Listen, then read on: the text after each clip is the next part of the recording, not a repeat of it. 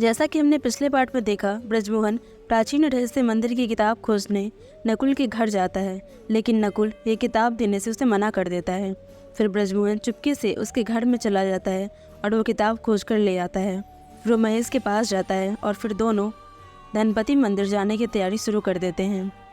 अगर आप इस कहानी को शुरू से देखना चाहते हैं तो पार्ट 1 का लिंक डिस्क्रिप्शन में है, आप वहाँ से जाकर देख सकते हैं।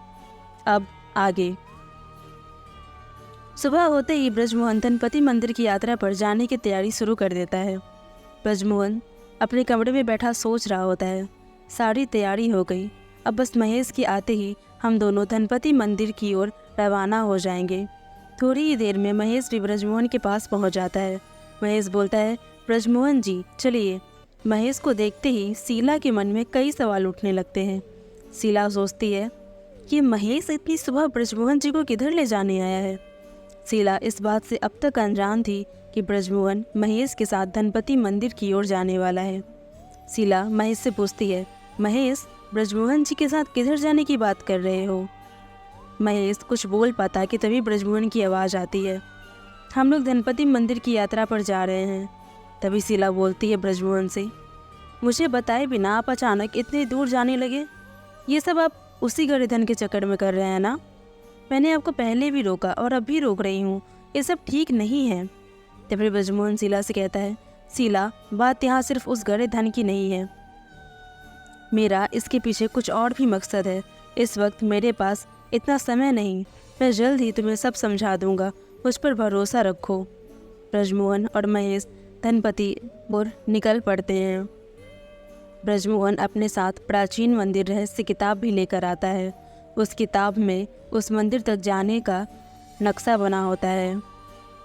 उस नक्शे को देखकर ब्रजमोहन महेश से कहता है, सबसे पहले हमें सकड़ा पुल से गुजरकर किसी भी तरह उस पार पहुंचना होगा। महेश शौक हो जाता है और बोलता है, सकड़ा पुल? अरे वो पुल तो बहुत कमज़ोर है, ज़रा सी भी चूक हुई तो हम सीधा नदी में गिरेंगे। ब्रजमोहन बोलता है, हमें जल्द से जल्द धनपति मंदिर पहुंचना है, दूसरे रास्ते से गए तो बहुत देर हो जाएगी। सकड़ा पुल को देखते ही महेश धड़ धड़ काँपने लगता है। महेश सोचता है, हे भगवान, इस पुल पर पैर रखते ही कहीं मैं सीधे तुम्हारे पास ही ना पहुंच जाऊं। ब्रजमोहन हंसते हुए बोलता है, अरे डरो मत, कुछ नहीं होगा। महेश डरते हुए धीरे धीरे पुल पर अपने कदम रखता है। धीरे धीरे पुल पार करते हुए ब्रजमोहन उस पर पहुंच जाता है और जैसे महेश उस पर पहुंचने वाला होता है कि तभी पुल टूट जाता है और महेश ज़िंदगी और मौत के बीच झूलने लगता है। महेश जोर जोर से चिल्लाता है, बचाओ बचाओ। ब्रजमोहन उसे बोलता है, तुम्हें कुछ नहीं होगा, मुझे अपना हाथ दो।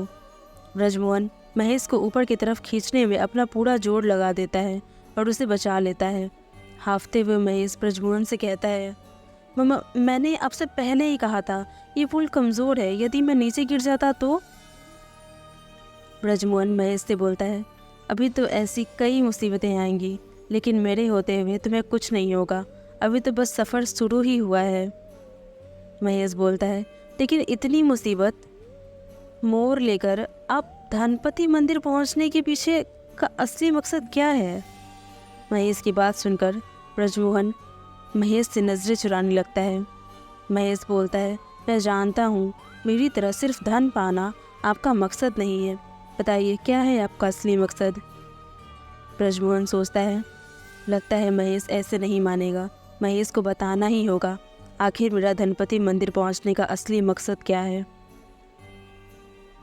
ब्रजमोहन महेश से कहता है, पहले मेरे मन में ज़रूर सिर्फ धन पाने का लालच था, लेकिन जब मुझे पता चला कि तुम्हें सपने में धनपति मंदिर दिखा है, तब से मेरा मकसद पूरी तरह बदल गया है और वो मकसद सिर्फ धनपति मंदिर पहुंचकर ही पूरा हो सकता है।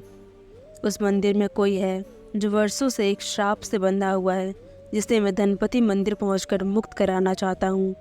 ब्रजमोहन की बात सुनकर महेश की उत्सुकता बढ़ जाती है और वो तुरंत ब्रजमोहन से पूछता है, आप किसकी आत्मा को श्राप मुक्त कराने की बात कर रहे हैं? मुझे कुछ समझ नहीं आ रहा। ब्रजमोहन महेश को बताता है, जब मेरे पिताजी ने उस दिन मुझे धनपति मंदिर के बारे में पढ़ने से रोक कर कहा कि धनपति मंदिर श्रापित है, मैं इस मंदिर से दूर रहूं, मैं तभी समझ गया था कि कुछ तो ऐसा है जो पिताजी मुझसे छुपा रहे हैं। उस दिन जब मुझे डांट के बाद पिताजी किताबों वाले कक्ष से चले गए, तब मैं ही सोच में डूबा हुआ था।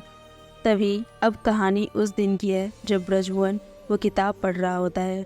ब्रजमोहन सोचता है, आखिर किस श्राप के बारे में बात कर रहे थे पिताजी, और मुझे धनपति मंदिर के बारे में क्यों नहीं पढ़ने दिया। तभी कक्ष में ब्रजमोहन की माँ आ जाती है। ब्रजमोहन की माँ बोलती है, मुझे पता है जो पिताजी ने कहा तुम उस बारे में ही सोच रहे हो।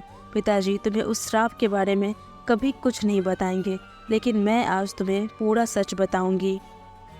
उसकी माँ बोलती है, धनपति मंदिर में तुम्हारे बड़े भाई किशोर की आत्मा श्राप से बंधी है, जो आज भी अपनी मुक्ति के लिए तरस रही है। माँ की बात सुनकर एक पल के लिए ब्रजमोहन अपने कानों पर विश्वास ही नहीं कर पा रहा था। वो चिल्लाते हुए बोलता है, ये तुम क्या कह रही हो माँ? भैया की मौत तो नदी में डूबने से हुई थी। ब्रजमोहन की माँ कहती है, हाँ, सबको यही पता है कि किशोर की मौत नदी में डूबने से हुई थी, लेकिन हकीकत कुछ और थी। माँ ने ब्रजमोहन को जो बताया वो सुनकर ब्रजमोहन बहुत शौक में था। ब्रजमोहन की माँ बोलती है, तुम्हारी तरह किशोर भैया के हाथ भी एक दिन प्राचीन मंदिर रहस्य किताब लग गई थी, और वो भी धनपति मंदिर में छुपे गड़े धन के बारे में सब जान लिया था। अब कहानी ब्रजमोहन के भाई किशोर की है। किशोर किताब पढ़ते हुए सोच रहा होता है, अरे वाह, ये तो कमाल की किताब है। इस किताब से तो बहुत काम की जानकारी मिल गई। बस एक बार धनपति मंदिर पहुंच जाओ, फिर मुझे अमीर बनने से कोई रोक नहीं सकता। इसके बाद किशोर भैया बिना किसी को बताए धनपति मंदिर की ओर निकल गए थे। किशोर मंदिर की ओर जाता है। किशोर जैसे तैसे जंगल, नदी और कई कठिनाइयों को पार करके धनपति मंदिर के करीब पहुंचने ही वाला था कि तभी किशोर को अजीब सा दिखने वाला एक बूढ़ा आदमी मिला। उसने किशोर से कहा, धनपति मंदिर जा रहे हो? अब भी वक्त है, वापस लौट जाओ। आज तक जो भी धनपति मंदिर तक पहुंचा है वो कभी वापस नहीं लौट पाया। किशोर बोलता है, आप है कौन और आपको कैसे पता मैं किधर जा रहा हूँ? तभी वो आदमी कहता है, मुझसे कुछ छुपा नहीं है, मैं इस जगह की पूरी खबर रखता हूँ। वो आदमी कहता है, क्या तुम जानते हो धनपति मंदिर में खजाने की रक्षा के लिए नाग की चौकी बिठाई गई है, और नाग की चौकी को हटाना खतरनाक है। किशोर बोलता है, आप मेरी चिंता मत करिए, मुझे क्या करना है मैं अच्छे से जानता हूँ। किशोर ने उस बूढ़े आदमी की सारी बातें अनसुनी कर दी और मंदिर की तरफ तेजी से बढ़ने लगा। थोड़ी देर में किशोर मंदिर परिसर के अंदर भी पहुँच गया। मंदिर की सुंदरता को करीब से देख किशोर की आंखें एकदम चमक उठी। किशोर मंदिर को देखकर बोलता है, वाह, ये कितना भव्य और सुंदर मंदिर है। किशोर मंदिर के अंदर कदम रखने ही वाला था कि तभी उससे मंदिर से जुड़ी हुई पहेली याद आई, जिसका उत्तर किशोर किताब में देख चुका था। किशोर मन में सोचता है, न दिन होगी न रात, तभी बनेगी बात। यदि पाना है खजाना तो खाली हाथ उस मंदिर में कभी मत जाना। अरे, मैं तो इस पहेली के बारे में भूल ही गया था। पहेली के उत्तर के अनुसार तो मुझे शाम के वक्त मंदिर में जाना चाहिए, लेकिन अब तो रात हो चुकी है और मैं तो खाली हाथ भी आया हूँ।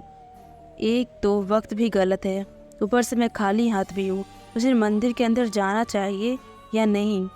थोड़ी देर सोचने के बाद आखिरकार किशोर ने मंदिर के अंदर जाने का फैसला ले ही लिया, और जैसे ही किशोर ने मंदिर की सीढ़ियों पर कदम रखा, अचानक मंदिर की घंटियाँ तेज़ तेज़ अपने आप बजने लगी। मंदिर के घंटों की आवाज़ इतनी तेज़ होती जा रही थी कि किशोर इस आवाज़ को बड़ी मुश्किल से सहन कर पा रहा था।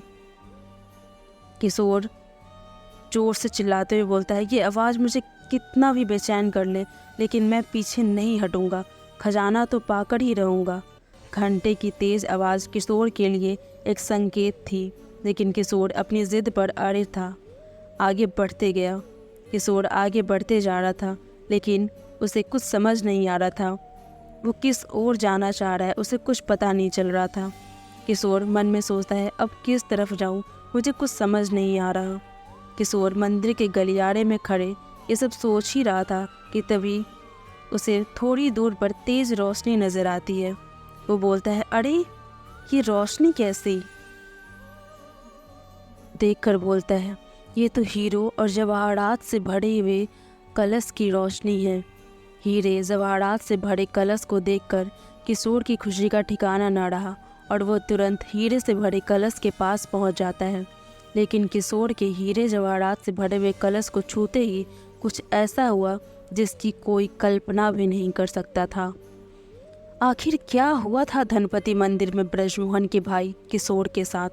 क्या ब्रजमोहन अपने भाई की आत्मा को श्राप मुक्त करा पाएगा? क्यों मिला था ब्रजमोहन के भाई किशोर को श्राप? जानने के लिए बने रहे कहानी के साथ और इस चैनल को सब्सक्राइब कर लें।